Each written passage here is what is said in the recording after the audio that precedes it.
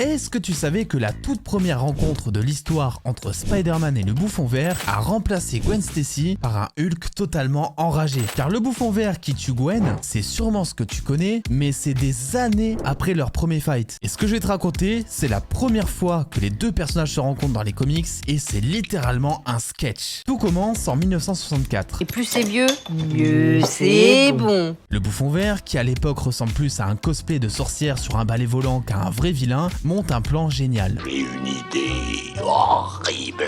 Du moins, dans sa tête. Convaincre un producteur douteux et trois gangsters éclatés, les exécuteurs, de piéger Spider-Man en lui proposant de jouer dans un film. Je suis venu parce que j'ai une idée de scénario pour toi. Et Peter accepte, parce qu'il faut bien payer les factures de Tante May. Du coup, le tournage se fait au Nouveau-Mexique, probablement le seul endroit aux États-Unis où Spider-Man ne peut pas s'accrocher à un immeuble. Mais bien sûr que c'est logique. Évidemment, c'est un piège, les gangsters attaquent, le Bouffon Vert lui balance des bombes depuis son espèce de Nimbus 2000 moisi et Spidey galère comme jamais. Crée un nuage de sable avec sa toile, il se cache alors dans une grotte, neutralise deux exécuteurs, en éclate un troisième et là, plot twist, le Bouffon Vert fout une bombe directe dans la grotte qui réveille l'incroyable Hulk. Spidey tente de le calmer, se fait broyer la main, se prend une claque de mammouth, tente de s'accrocher au bouffon pour fuir, mais le mec se barre comme un lâche. C'est un bordel. Peter retourne alors à New York, lessivé et probablement en PLS émotionnel, et retourne voir le producteur pour son chèque. Et là, le gars lui sort que c'est dans le contrat, écrit en tout petit.